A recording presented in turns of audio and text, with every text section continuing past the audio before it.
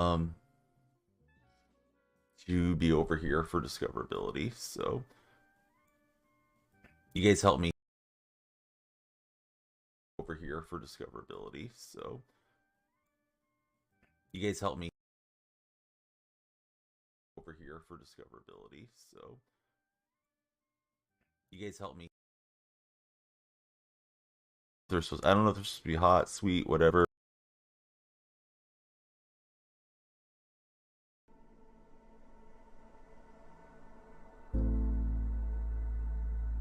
So here's what I'm gonna do. I'm gonna walk you through, like, literally what I do, and you can take whichever pieces you want, all right? So it first starts, for me, it first starts with some sound, right? For you, it could be a movie, it could be some loved one's voice, but it first starts with a sound, right? There's this sound that I hear, and that sound moves me, all right? That sound moves me. So this was a sound that I heard years ago, and there are times in my life where I just stop and I play this sound because it does something for me internally. It moves me. Write that down. The very first thing that needs to happen to you every single day is you need to be moved. You need to be moved, right? So there are a group of people, you know, on the earth that don't reach their goals because they get complacent, right? They're not moved. You got to be moved. All right, so every day I try to find something. I've been married 30 years. I've been with my wife for 34. I try to find something every day that moves me, where it's just not like she's in the house. She's just my wife. I try to be moved. My son, I try to think of something every day that will move me. My daughter, something that will move. The company, like I need something that's gonna move me. So you need to spend the first. Imagine what would happen if every person in the United States suddenly visited your website. Would it crash? Not if you built your site on Wix. 30 minutes of a day, an hour if you can, doing things that are going to move you. Write that down. The things that are going to move you.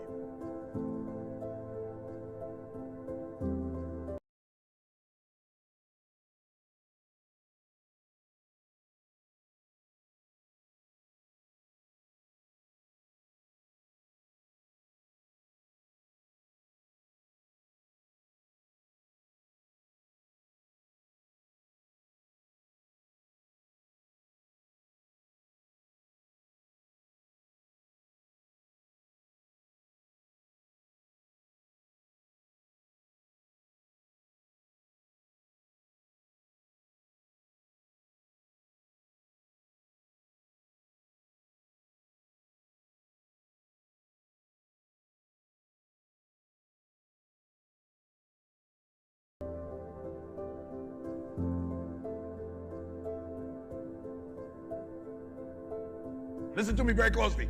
When I say find something that moves you, what most of you do wrong is you're waiting for something to move you. Instead of creating the thing every day that moves you. And the reason why I say find something that moves you, because what separates humans is our effort. There's some of us, we give 70% to what we do. Some of us 80%, some of us 90%, some of us 100%, some of us 120%. And so when you move and you are moved, it allows you to operate at a whole different level. So I want you to be very intentional and deliberate every single day, at least an hour. But if you have to rush it, 30 minutes where you are moved.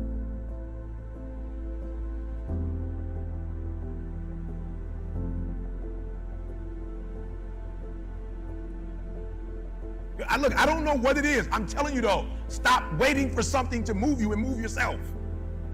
Like every day, move yourself. So in the morning, move yourself. In the afternoon, move yourself. At night, move yourself. How many of you, honestly, you've gone throughout the day or an entire week where literally you were like, yo, I'm just being real, I wasn't moved. Do me a favor, stop waiting for life to move you and you move you. Like you already know anybody ever watch a movie and it's like, you know when you watch that movie what it does to you? Are you about ready to run through a wall? Okay, well, keep the movie on cue. I'm just being real. Keep the movie on cue when you feel down. Hit it. Like be very intentional and very deliberate about moving yourself.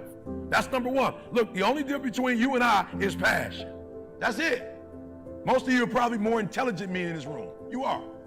You're probably more gifted naturally than I am. But what separates us is that I'm moved. And you feel it when you watch my video. You feel it, and after you watch it, you're moved. You're ready to run through a brick wall. I'm able to put you through a brick wall. I'm able to give you energy and strength because I have it, and I'm not waiting for nobody to give it to me. I'm intentional and deliberate at the first hour of my day of saying, E, let's go. So many of you are moving, and you're moving on 70% or 80%. So what happens to you is you're average, or you're good, but you're not great or phenomenal. And if you could find whatever your greatness is and be that consistently.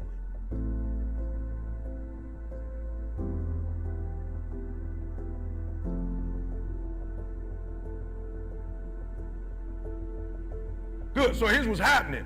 What's happening is you aren't you regularly. You aren't you. I don't really know what's happening, what's getting in your way, but you're not you. And so what I gotta do is I gotta get you to a place wherever your greatness is, I need you to stay there. Does that make sense? Like you hate when you're in the States, like you hate when you recruit a player and they can give you 22 and 10 and 5, but then on the day you need them, they're not giving you nothing. You're like, hold up, like I recruited you on what I saw. I need to see this on a regular basis. So I'm not really sure what's distracting you, but I hired you, I married you. Come on, how many of us got in relationships? I mean, that person wowed you. Then 4 or 5 years later, you was like, whoa, I'm not getting the same feeling when I'm just being real. You like, yo, I hooked up with you on some stuff you showed me, like you made me feel a certain way. I don't feel like that today. Does that make sense? Come on, does that make sense? So I'm able to be in a state of marital bliss because I know what moves my wife, and I'm trying to do that on a regular basis. Like I'm trying to recreate that every single day. I'm not on no, I'm gonna do it on Monday, Wednesday, and Friday. Why? Because somebody else might do it the other days. No, you're not hearing what I'm saying. I'm not trying to wow my wife on Monday, Wednesday, and Friday so some other dude can come do it on Tuesday and Thursday and the weekends. One off day can switch, it can turn everything around. You've ever watched a match? You ever watched a match before? One point could change the course of history. Just one extra point. And so here's what I want you to do. When you get home, I want you to write down like yo, I flew in here last night. I got 3 hours of sleep. I went upstairs, I said, give me one thing. It starts at 8. I got here like 7:45, 7:50. I said, I just need one thing. I just need to take a shower. Just give me a shower. They're like, but E, you only operating on 3 hours of sleep. You was up like 3 or 4 o'clock in the morning because it was your daughter's birthday. Like, go take an hour. I'm saying, I don't need no time. Guys, stop getting ripped off by your car insurance company and check this out. Okay, are you ready? All right. I know what my best is. I'm gonna come downstairs and do my best. Like, I already know what it looked like. I already know what it feels like. I've done it before. I see it. Just give me the mic. That's all I need. I don't need no sleep. In my mind, I know what my best work is. In my mind, I know what my best performance is. In my mind, I know the content. And I've actually spoken here more when we're in the States, because in the States, everybody kind of knows everybody, so I don't have to work as hard. They put me on like, you gotta go an hour here, 2 hours here. You gotta end it. No sleep, let's go. Why? I know what my best looks like, and at any time I can produce it. Your problem is you know what your best is, but you can't produce it consistently. You're your biggest problem. So I want you to write down your best day right now. What does that look like? What does it feel like? Like when you at your best, what does it look like? What does it feel like? What does it smell like? When you at your best, write it down. What does that look like? What does it taste? What does it feel like? All right, then I want you to ask, what do you attract when you're there? What do you attract?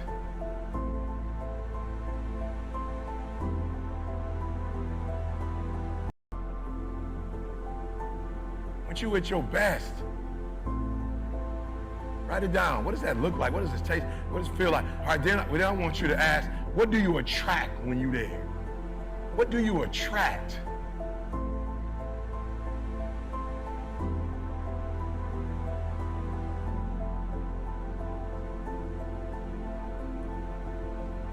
Most of you are not ready for what you wrote down, what you want. You're not ready for it. the problem with most of you, listen to me. The first thing is you are moved, but you're not responsible for your move. Everything is external that moves you. Now I want you to start moving yourself internally. I want you to be able to push your buttons and not let anything else push your button. Like, I'm just being real. You hear people say all the time, like, yo, E, bruh, I was feeling it, now I ain't feeling it. That's on you. Like, you control your feelings. Don't nobody else control your feelings. So when you tell me I ain't feeling it no more, it don't got nothing to do with something external. It's something internal that you ain't pushing no more. It wasn't a car or a house that pushed you. You push you. Let me say it one more time. It wasn't the house or the car or the money that pushed you. You pushed you, but you told yourself it was those things. It wasn't those things. Those are inanimate objects. Inanimate objects don't push you or move you. You push you, you move you. So if you're not being moved, that's on you. You're doing something wrong. You're not being able to go inside and push the right buttons. So the first thing is you gotta move you every single day. If you get to a point in your day and you down and out, if you get to a point in your day and you exhausted, you get to a point in your day and you're not feeling it, you can stop right there and change the mood. Nothing controls you. No, and if your wife controls you, who gave her the control? You did. So my wife does control me, but I gave her the control. Like, I realized she's a better decision maker than me, so I gave her that. Right, but I gave it to her. At any point I need to take it back, I can take it back. Does that make sense? Does that make sense? You control your feelings. You control your mood. Nobody control your mood. You saw something that threw you off, well, see something that throw you back on.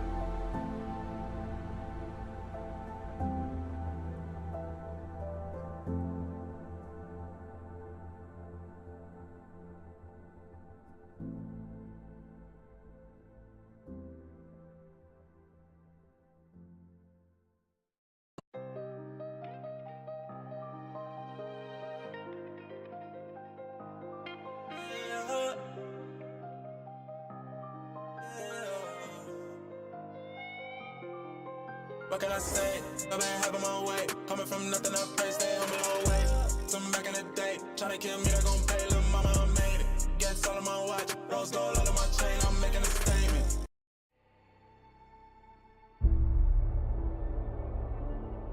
You can't push yourself forward if all you're thinking about is the doubts and the negative things that people are saying. Because you're relying more on their ideas and their dreams of you instead of you relying on your own dreams and ideas of yourself. Why would you want to surround yourself with people that don't have ideas that are great? Why would you want to surround yourself because of a number? You know, a lot of people tend to wonder, oh, how many friends they have and how many people in their corner. Oh, I have 1 million followers. I have tens and thousands and thousands and thousands of people that support me. How many of those people do you actually know? Do you realize the power that you have right now? Even the people that don't like you, they are drawn to you. They see you, but they don't see your greatness. They don't see what you truly have inside. They are afraid of it. They don't lift it up. They don't encourage it because they're not happy. So they want you to come on their side. They want you to believe in their ideas of what you think of yourself. They doubt you and you believe what they doubt. Instead of you waking up from your slumber, instead of you waking up from this nightmare of despair and letting your opportunities come to life. It's going to be a tough time, ladies and gentlemen. It's going to be rough. It's going to be some tough times and tough days ahead for you. But that doesn't mean your ideas are going to die. That doesn't mean that you stop. It doesn't mean you stop believing in yourself. You just got to keep on working. When you got people looking at you from the left side and the right side, from the front to the back, and you in the middle, just remember, everybody's watching. Just give them something to see. Let them see it. Are you watching me? Watch this. Or you want to stop me? You can't stop this. That's the mentality that you must have in yourself. Don't you dare give up now. I know what that pain feels like. I know how to absorb that pain. And I know how to keep marching. And I know how to keep moving. And I know how to get productive in my life. Can't stop what you didn't create. You can hate it, but you can't dominate it. Because it belongs to me. Your ideas belongs to you. So many people dream big dreams, but they never take any action. So listen to me carefully. If you don't believe in yourself, you've already lost the battle.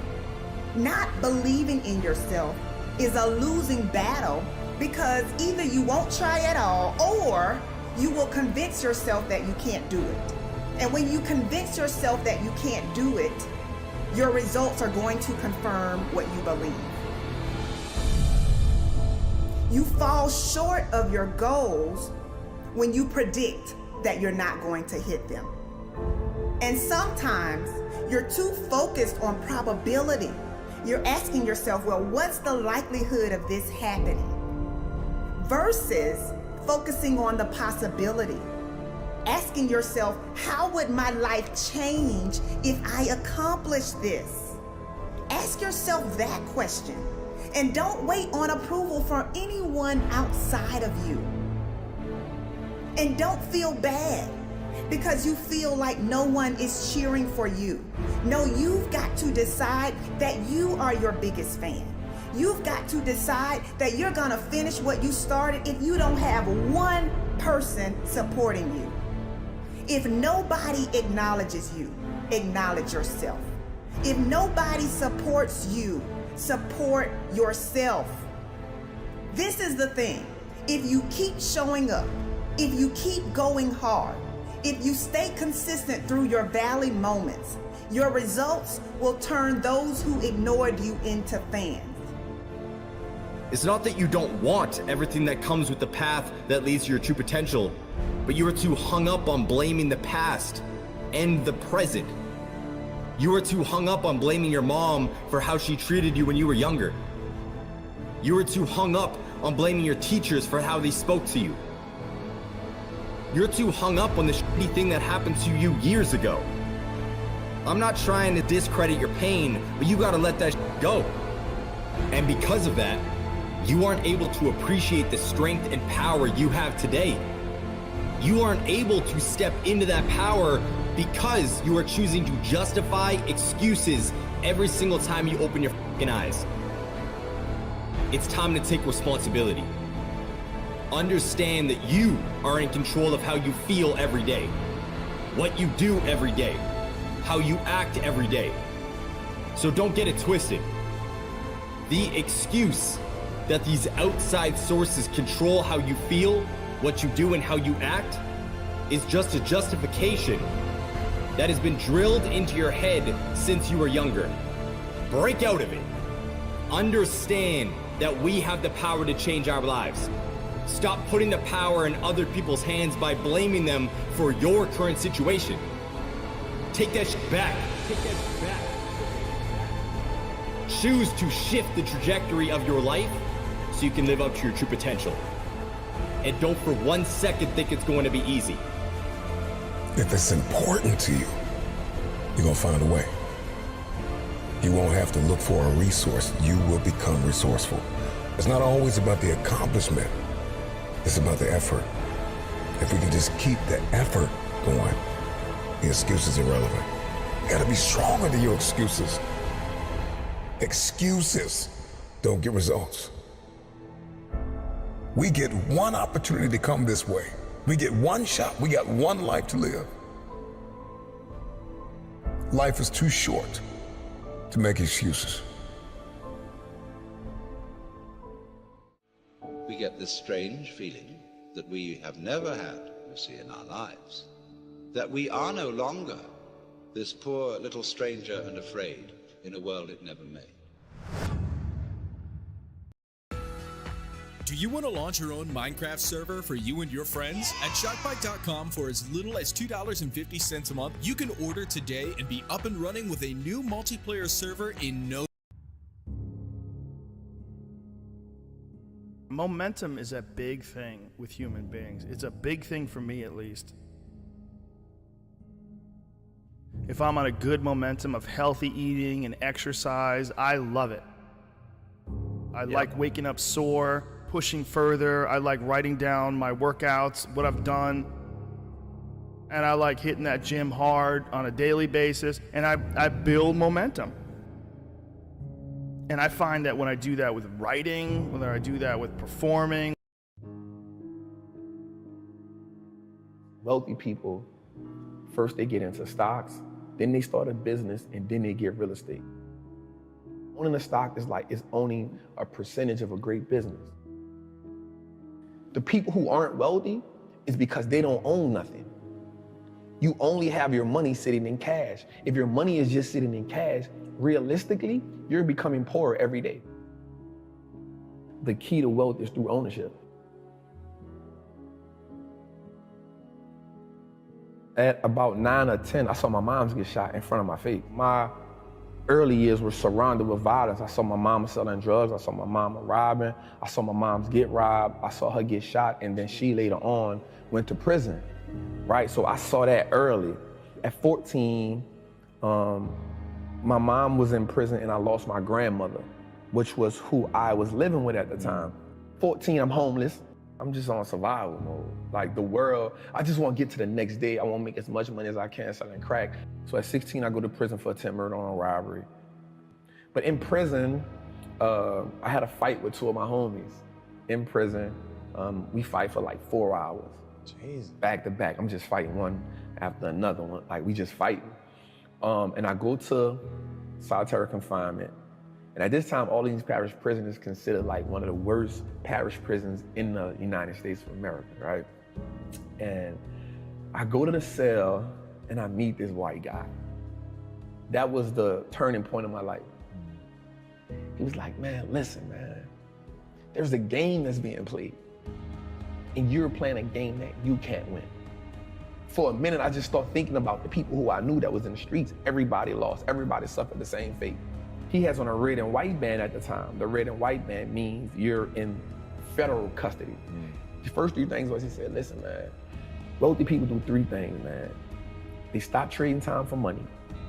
They make their money work for them. And they give as much value to people as they can. And we got a little deeper into that. He said, the reason why you give people so much value is because if you give them so much value, they'll never leave you. They'll always be there for you. And you will never need for anything as long as you give wealth and value to people. And so I learned that as I got older. That part really didn't make sense to me at the time. But the money working for you part, and I was like, what the hell? How do you make your money work for you? Again, all I know is how to go get money. That's all I know. So later on in that, he says wealthy people do 3 things. So we in the cell for about 45 days. Every conversation with him about money and transition was always wealthy people do. So he says, wealthy people, first they get into stocks, then they start a business, and then they get real estate. So when people ask me, how did I get into stocks? It's because I followed that rule. And so my rest of my time in prison, I wanted to be that. I wanted to be a part of that wealthy conversation. And so what happened to me was it started reminding me of being in the streets. Everything about it. And I heard this term one time that said, the real gangsters are on Wall Street. The real gangsters are in the government. And I was like, damn. The reason why people think wealthy people or people with money are sinister is because that's what you kind of taught in the hood. Like you kind of taught like the people who really have money, like they did some wicked shit to get it. They did some backstabbing, cut, get it, and you'll never get that, right? And so that same mentality now happens on a lower level, right? The hustling, the dope dealing. So now you think like, yo, I gotta just do sinister shit to get money. And then the people who are successful in the drug game, they're looking at the people at the top like, damn, I wanna be that. But the people at the bottom will never get a taste of that. And so now we just kind of living off ambition. And so now the people who are in the middle who working, they're like, oh, them people with money, they all crooks. Because being at the bottom teaches you to envy people at the top. It just happens. It's something that brews down there, right? It's kind of like when you cook. I don't know if you had gumbo before, right? But it's kind of when you cook food, right? The base goes to the bottom. And so most people live in that bottom, never knowing how they'll get up there, right? I remember, so when I was working in the inner cities, I remember having this moment where I was like, wait a second, this is not an intelligence problem. Intelligence is evenly distributed. Like I remember saying to my wife, the next Elon Musk is gonna be found somewhere in Compton. The problem is, he doesn't believe in himself. And so he's not gonna do anything. And so I became obsessed with this idea that generational poverty is not about money, it's about mindset. Now, it will manifest as money, but it is that, so I remember I had one kid come to me and I was the first person that told him, you can be successful. Like, why do you not think you can be successful? It didn't even make sense to me. And he was like, well, my mom always told me that the world didn't want to see people that look like me succeed. And I was like, I'm sorry, what? I'm like, even if your mom had good intentions, that is the worst advice ever, because if you think you can't be successful, that will govern the way that you move, right? So Kobe Bryant, people that have listened to me for a while have heard this quote 1,000 times, but boos don't block dunks. The world can hate you all they want, but if you're good enough, think about this, the best basketball players in the world were paid. Hey, you ever seen a wealthy person or a wealthy family or a jet owner, like, I got a jet, I'm sorry, you know? You ever done that, seen that and wondered, what would they do? What did they do to get it? And number two, what would they do to get it all over again? Or could they even get it all over again? Were they just millions of dollars to stop Kobe Bryant from scoring, and the scored 81 points in a single game. 81 points. When you've got 5 people paid millions of dollars actively trying to stop you, and they can't because you've gotten that good. That to me is the game of money. People can not want you to succeed all they want, but if you out-invest them, they can't stop you. So if people are not encouraging you to read, you're not going to read. What happens is now, no one now believes that it's possible. Once you keep passing that down, you start accepting the lower level. And then there's a few of us or a few people who say, nah, I'm an outlier, yo, like, I'm about to go for it. And then whatever happens, I'm with it. You feel me? So for me, again, one of the greatest things that happened to me was my mother telling me, like, the world is raw and you gotta get how you live. But I also saw my grandmother be a legal entrepreneur. So I saw it from both worlds. So while I'm in prison, I pick up a habit of reading. That was the game changer for me. On the streets, I never had the opportunity to just sit down and read because I'm always trying to survive. In prison, there was no longer a survival mode there. I started hustling in prison. So I was working in the laundry. And so your clothes don't really get clean. So I found a hustle like, yo, I'll wash your clothes when we do it, but it's $5 or $25 a month. So that gave me a whole another set of money. And then I started being like a numbers dude. How Vegas have the numbers, the betting. I became a numbers guy. So I used to get up in the mornings and watch CNBC. So now you people in prison, they love to watch The Young and the Restless. And so I would have to get up before them to watch like Squawk Box, Jim Cramer. And I'd be like, damn, these motherfuckers get all this money and they not risking their life. Something gotta change for me. Like something gotta change. And so I just started listening to them every day and I started comparing it to the streets. A good business is just like a good hustler. A good business has great product. They have great clientele. A great hustler has a great product. He has consistent clientele. A good business on the stock market has what's called a moat, a competitive edge that keeps his competitors away. A good hustler on the street is gonna have that competitive edge where they be like, nah, yo, I ain't rocking with you. I'm gonna just wait till Trap come back, right? So there's the competitive edge. A good business has a good branding moat, meaning my name is good, right? So a good hustler on the street, yo, Trap got that blue magic. I'm good on you. Like if I can't get Trap, I'm gonna just go try. But Trap got that blue magic, that's what I'm rocking with. Branding moat, right? That's it. A great business on the stock market has more assets, more liquidity than debt. A good hustler on the street is, if you don't learn how to fund your business, if you're operating where all you have is re-up money, you're not gonna last long.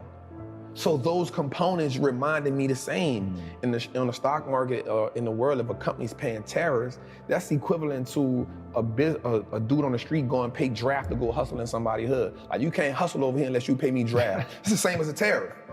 It's the same thing. Yeah. So once I broke the game down to a way that I can understand it, it wasn't about me just being brilliant. It was like, yo, how do I make the game winnable for me? Like, once you start understanding the fundamentals, you give yourself power. Because you now understand, like you said, you see how the machine works, right? And so most people look at the machine and marvel and say most people look at the stock market, 98% of the people who I know look at the stock market and say, yo, that's not a game I can play. I'm staying away from it. And so the way it's set up is, the world is set up, well, listen, cool, I don't even want you to play. Just give me your money, I'll play it for you. So when we look at like banks, like we understand that banks don't necessarily work in our favor, right? So banks only give us 0.05% interest on the money we have there. Well, we can get 8% just by putting our money in an index fund. So why would I just sit my money in a bank and let the bank make all the money? Because all they're gonna do is invest the money for you. So they now operating as the plug. They operate now as the man who, I'm gonna front you this, I'm gonna make my money, I'm gonna take the cut, I'm gonna give you just enough to keep coming back. I'm gonna go to the plug. Who is the plug? The stock market. The relationship with money in my community is, you make money just enough to pay bills. And so once you get tired of paying bills, you say, you know what? I need to treat myself to something, right? No matter if I gotta go in debt, no matter if I need to treat myself to something to take this misery away. So you treat yourself to something that you can't afford at the time, right? But it makes you feel good in the moment. And so because it makes you feel good, you say, you know what? I'm living. This is a reprieve from everyday struggle. So that's the mindset comes in and say, everybody around me had the same problem. No one represented the solution.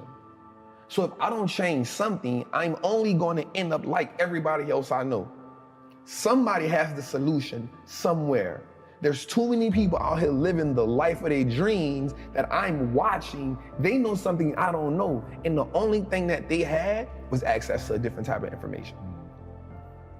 In 2010, we're talking serious income. And the way that they do that, You don't need a real estate license? don't need a license. Don't need credit? Don't need credit. Don't need money? Very little, if any, money. Don't need. I'm a college dropout. I was homeless, lived in a car for 3 years. I've lost every single thing I had, family included. I've been written off so many times. But today, the person that you sitting in front of you is a process. I want to talk to you for a moment about the process. Because see, one way to get a person to really follow you is to be the example of what you get, of what you're trying to get them to follow. You know, my daddy used to tell me all the time, he said, son, best thing you can do for poor people is not be one of them, because you can't help the cause. Your brain is divided into two halves, positive and negative, good and evil. Each half of your brain has millions of factory workers on each side. You got 1 million factory workers on the positive side, you got 1 million factory workers on the negative side. At the forefront of each one of those factories in your brain is a foreman. You got foreman positive and you got foreman negative. You are in charge. You're the boss of the factory. So let me show you how this works. You got a remote control. You go to your house tonight and you press that power button and you press it. When you point it at the TV, what do you expect to happen? You expect TV to come on. You press the power button, you expect the TV to come on. If you want to watch HBO, and HBO is channel 300, and you press 300, and then you press select, what do you expect to come on that TV? And what comes on that TV? So now, since your brain is in two halves, let me show you how this works. You wake up in the morning and you say, man, I don't feel myself today. I got up on the wrong side of the bed. I'm not a morning person.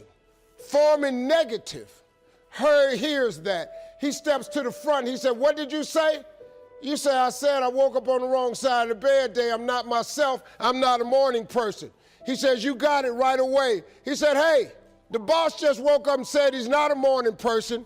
He's having a bad day today, and he ain't feeling himself. Let's get to work. The million factory workers start producing thoughts to justify what you just said. So now guess what? Man, I hate my alarm clock went off this morning. I got to get out here in this traffic. I'm gonna drive down here today. I don't even like these people on my job. I can't stand this car I'm finna get in this morning. Sure wish I had a new car, but I'm driving this ragged ass car. And on and on and on. And your day starts tumbling into what you ordered at the top of the day.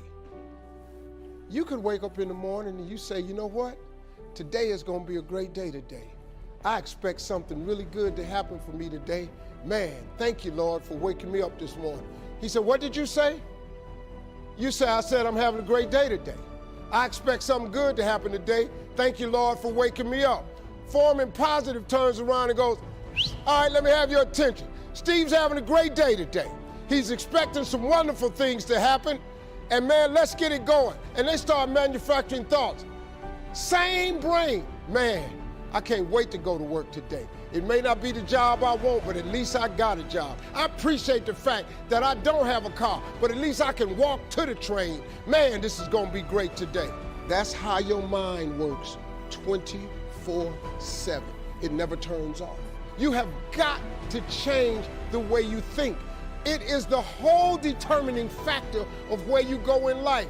We are all where we are today because we thought ourselves to this position. If you don't like the position, think yourself out of it. Change your attitude, you change your altitude. I'm gonna tell you something that every successful person has to do, including you.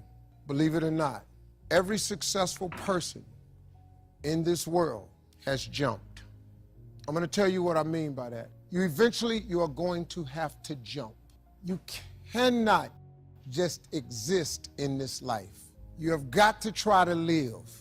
If you're waking up thinking that there's got to be more to your life than it is, man, believe that it is. Believe in your heart of hearts that it is. But to get to that life, you're going to have to jump. You see people in life, when you're standing on the cliff of life and you see people soaring by, when you see people soaring, going to exotic places, you hear about them doing wonderful things. Maybe you look up the street and your neighbor just gets a car every year, every 2 years. You know, how is he doing that? Have you ever thought, maybe this person right here has identified their gift and is living in their gift?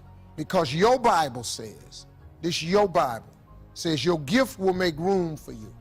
Your gift, not your education. You go get an education, that's nice. But if you don't use your gift, that education only gonna take you so far, man. I know a lot of people got degrees, man, they ain't even using them. It's your gift. But the only way for you to soar is you got to jump. You got to take that gift that's packed away on your back. You got to jump off that cliff and pull that cord. That gift opens up and provides the soar. If you don't ever use it, you're gonna just go to work. And if you're getting up going to work on a job every day that you hate going to, that ain't living, man.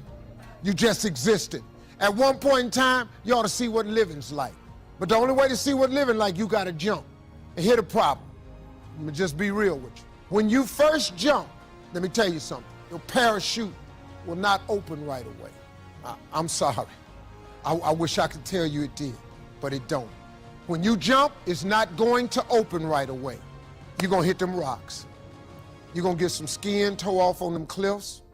You're gonna get all your clothes tore off. You're gonna get some cuts on you. You're gonna be bleeding pretty bad. But eventually, the parachute has to open. That is a promise of God. Here's another thing. You can play it safe and deal without the cuts and the tears. And you can stand on that cliff of life forever safe. But if you don't jump, I got another promise I can make you. Your parachute will never open. You'll never know. You'll never know what God really has for you. I was speaking at a school once. I was talking to the students. The principal was mortified with my message because I was telling the truth. I was telling the kids, your education is important, but your education is not the most important thing in your life. I'm sorry, it's not. Your dream is the most important thing in this world. Principal came up on the stage while I was speaking. Don't ever say that to my school again. Well, I'm just telling you, dog. You can save your kids a lot of pain if you ever talk to them about their dreams. You got to talk to young people about their dreams. My friend used to pay $163 for car insurance. Now look how much he pays. Most insurance companies are charging extra. They don't want us to know that there's an easier way to get cheaper insurance. All you have to do is go to the link below and get a quote in under 2 minutes. You just put in your information and then it compares all the different insurance companies to make sure. If you talk to kids about their dreams, your dreams can spur you to get the education. But if you never find out what a child is dreaming about, you can't hold their attention. It's the dream, man. You got to dream about something so big that it dwarfs all your fears. The way you overcome fear is with your dream. You got to make your dream so big that nothing matters except that dream. You're willing to do everything that's necessary. I was listening to Will Smith the other day. Will Smith said the best things in life is on the other side of fear. It's on the other side of fear. But fear freezes people, man. The fear of failure freezes people. Suppose I don't do it. Well, you might not make it. But I got news for you. If you don't do it, you damn sure ain't gonna make it. Faith is the substance of things hoped for and the evidence of things not seen. I talk to so many people who get older, like some of us are, and they've lost their faith. Well, faith is really simple. Faith is the substance of things hoped for. All that means is in the beginning, you just hope something pop off. You know, you just kind of hope something happen for you. I was hoping I would get on TV. I wrote it on a piece of paper when I was 10, I want to be on TV. The problem I had when I wrote it at 10 was I suffered from a severe stuttering problem. I could not talk outside of my house. So can you imagine when I wrote on a piece of paper, I want to be on TV and turned that in? The first thing the little boy next to me asked me, he 10, well, how long is your TV show going to be? Because you're going to be on TV all day. But when I wrote it on the paper, it wasn't factual. I was just hoping. You just got to start with the hope. Faith is the substance of things that you hope for. You just hope something jump. Then what happened is through grace and favor, he give you a couple of them things you hope for, and then you're supposed to start believing then. Because now it turns into faith. But if you take this scripture, faith is the substance of things hoped for and the evidence of things not seen. Albert Einstein said that imagination is everything. It's the preview to life's coming attractions. That's what your imagination is. Your imagination is actually very, very real. Everything you imagine could be a preview to life's coming attraction. Everything we have today came from somebody's imagination. Somebody was talking on the phone with that cord on the wall and got sick of it and said, you know what, man, if I could just go outside and talk on the phone, ta-da, we got cell phones. Somebody got tired of driving across the country and said, man, if I could fly over there, boom, we got airplanes. Imagination is everything. It's a preview to life's coming attractions. Everything you've ever imagined is real. The problem with most people is you think your imagination is hocus pocus. It's really not. It's a preview of a coming attraction. If you react to your imagination, that's where your real life is. It's just God showing you what he has for you. The problem people have is they tell their imagination to the wrong people. See, if you want to kill a big dream, tell it to a small-minded person. It's dead. How many times, man, have you had a tremendous idea? Something you thought was the one, and you went and told it to your loved ones and your so-called friends, and they shot it down. I mean, you was convinced that it was just, oh man, I just came to you. And you told it to them and they shot it down. And you thought since they was your loved ones and their friends and they got your best interests at heart, you believed them. You was wrong. You let them talk you out of what God got for you. As a kid, you know, I didn't know, but my gift is that I found out later on. I have the ability to think extremely quick, and I can take any piece of information and transpose it into comedy immediately. Now, when you're a kid and you don't understand that, you get in a lot of trouble.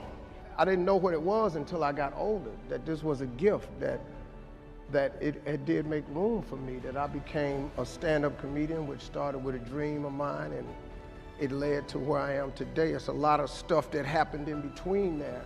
But your gift is the thing that you do the absolute best with the least amount of effort. That's your God-given gift, and everybody has one. and God gives it to you at birth. You don't have to go anywhere to discover it. It's not in the water, it's not on a mountaintop, it ain't hid under a rock. Your God-given gift is instilled in you at birth. If you pursue that as opposed to your passion, there lies your greatest chance for success. The problem with people is we don't pursue our gift oftentimes. We try to go get an education and make it think that's gonna get us somewhere. If you identify that gift, man, that gift is the thing. Hey, the people at Discovery Channel came to me and asked me to do the impossible, go undercover and show the world how fast it would take me to build $1 million business. In fact, they asked me to build $1 million business with no money, no contacts, only $100. That's no money, by the way. And I had to build $1 million business in 90 days. Well, not only did I do it in Undercover Billionaire, but I crushed it and built a $5.5 million business in 90 days, actually a little less than that. That can make you great. We're all participating in this thing called life. Life has ebb and flows. Mountaintops, it's got valleys, it's got thunderstorms in it, earthquakes. This life, you stop expecting it to go smooth, because it ain't finna go smooth. The road to success is always under construction. This life ain't set up to be smooth. You combat negativity and you combat discouragement with gratitude. It's the one way to combat discouragement is with gratitude. What messes you up is you focus on the thing that's not happening, and that causes you to get discouraged. So whenever you get discouraged, you have to change your focus from what's not happening to what has happened, and it straightens you out immediately. Because what causes the downslide is if you get wrapped up into what ain't happening, it get ugly, man, and it just snowballs. But you have to focus on gratitude. People understand how serious gratitude is. You know, it's a serious principle of success. It's hard to be miserable and grateful at the same time. You have to take chances in life. If you don't take chances in life, you'll never have the life God has for you. Life is about risk. If you play it safe in life, you ain't gonna have much of a life. If you play it safe, you won't have much of a life.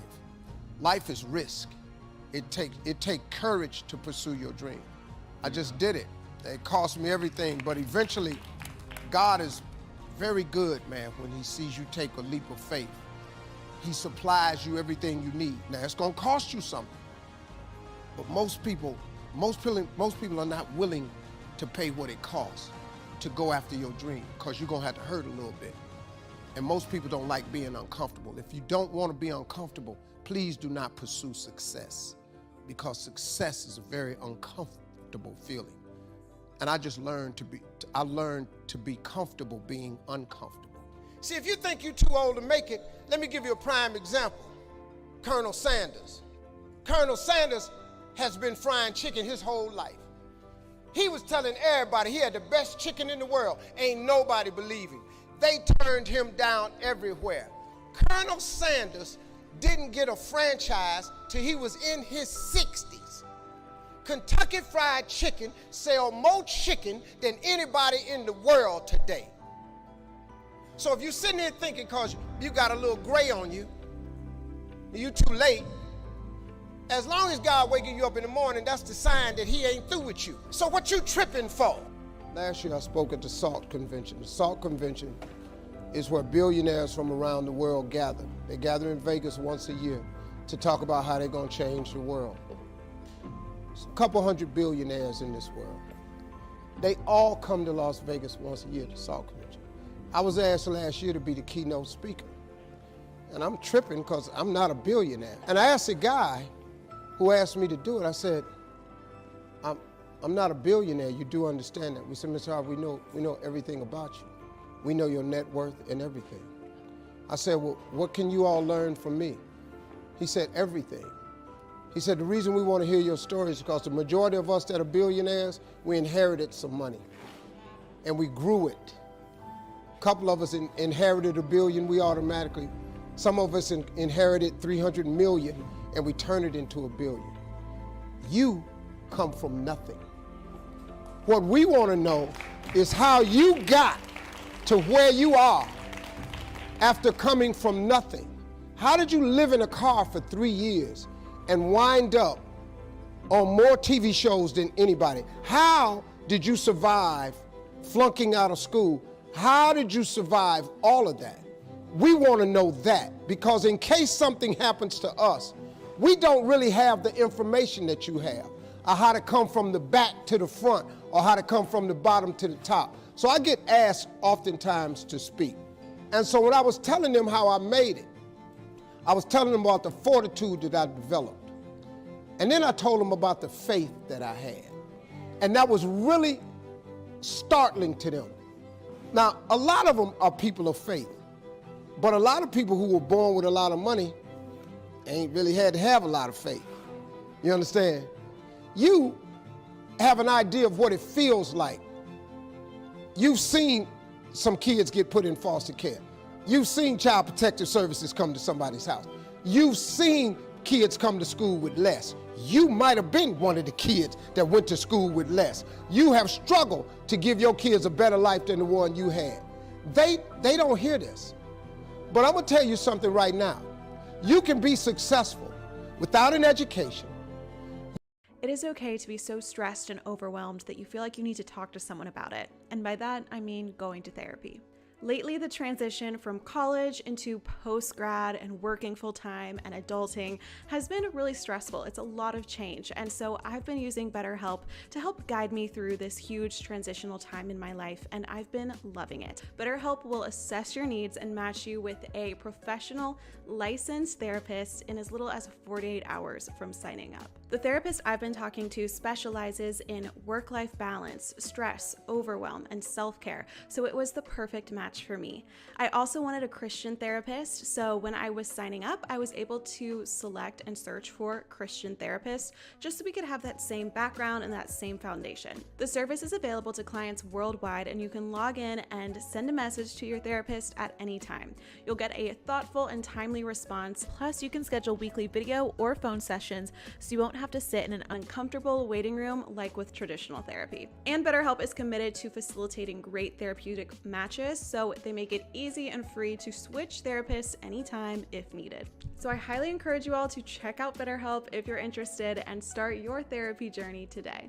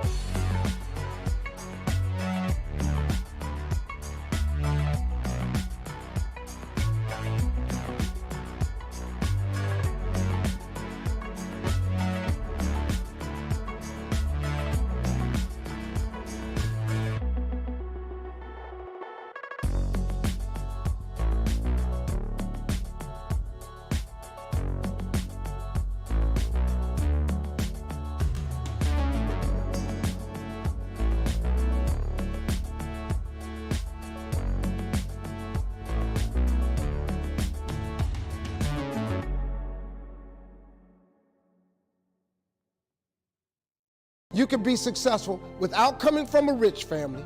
You can be successful. I don't care what color you are, what faith you belong to, your sexual preference. I don't care what's wrong with you.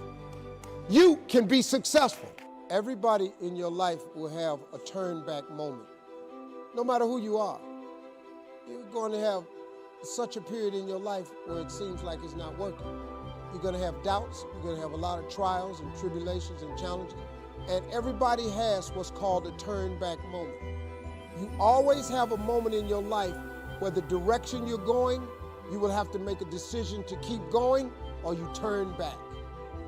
The sad thing is, the average person turns back. But think about this. If you're going somewhere and you turn back, you can never get there. If you wake up every day and go get in your car and say, I'm going to the store, and halfway to the store, you turn around, and then the next day, you go to the store and you turn around, you do realize that you'll never get to the store. So whatever you needed from the store now is even a greater need because you turn back. And every time you turn back, it does not change the need. So what kept me going was, I made turning back, giving up, never an option. And I had really dark moments, man, where I thought I was I just didn't think I was going to make it. I mean, where I am today, I didn't see it clearly at all. I had a lot of turn back moments. But you know what it was for me, man? Being successful is so hard, but I realized that not being successful was hard too. The difference between not being successful hard and trying to get successful and hard, if you're trying to get successful and it's hard, at least there's some payout. There's a payoff. If you hang in there, there's payoff. When you're not successful, it's hard. It's hard not having money. It's hard never knowing how to come up with your mortgage and your bond and your rent. It's hard not knowing that. How you gonna feed your children? How you gonna pay your bills? It's hard, ain't it?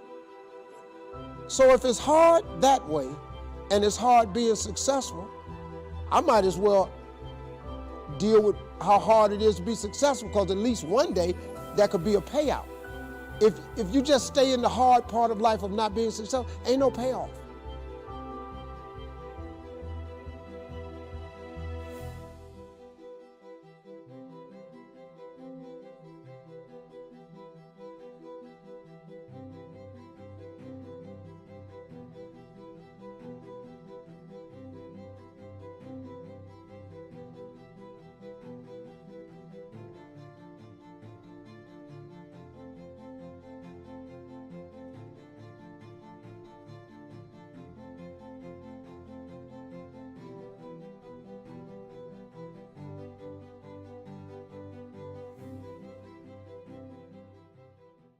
Hey, it's Nikki. Today we're going to take a first look at the Google Pixel 7 and Google Pixel 7 Pro. We will be talking about 3 of the really cool new features of these phones. The first thing is going to be the Google Tensor G2 chip, as well as some of the camera features and accessibility features being offered to these devices. One of the first features that I do want to talk about today is going to be the Google Tensor G2 chip. It is exclusive to the Google Pixel 7 and Google Pixel 7 Pro. It is the heart and the brain of the phone. It does control both the processing speed of the device and how it reacts, and it also goes into the camera. It leads into some of the features that are there as well. One of the subtle differences between the Google Pixel 7 and Google Pixel 7 Pro is going to be the lens. This is going to be a triple lens system. It does add telephoto, controlling that super res zoom, as well as the macro focus. So if you tend to find yourself being a photographer and not looking to haul around a camera, this is going to be the phone for you. The second feature that I genuinely enjoy about this phone is the camera. There's 3 specific features that I actually enjoy. One of them being the real tone feature of the camera. With this, it is improved upon, so it is not discluding any one of darker and lighter skin tones where you're being washed out within the image and you tend to find yourself editing and bringing in the light. It will automatically do these things for you with the improvements upon the camera. So the next thing that I genuinely love about this camera is the unblur feature. I do have a rambunctious 2-year-old at home, so I tend to wind up with quite a few blurry photos before I find the one that I really love, and it always tends to be the blurriest of them. Within Google Photos, you do have the ability to go in and edit that unblur. It's not perfect, but it does allow you to get a better image before you share that with friends and family. The third thing that I genuinely love as a parent of 4 boys who tend to do some of everything is the cinematic mode within the camera.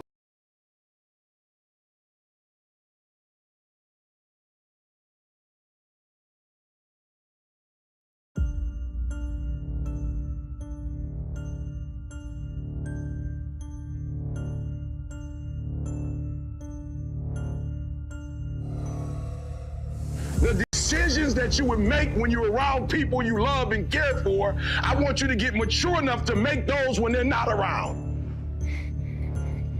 That's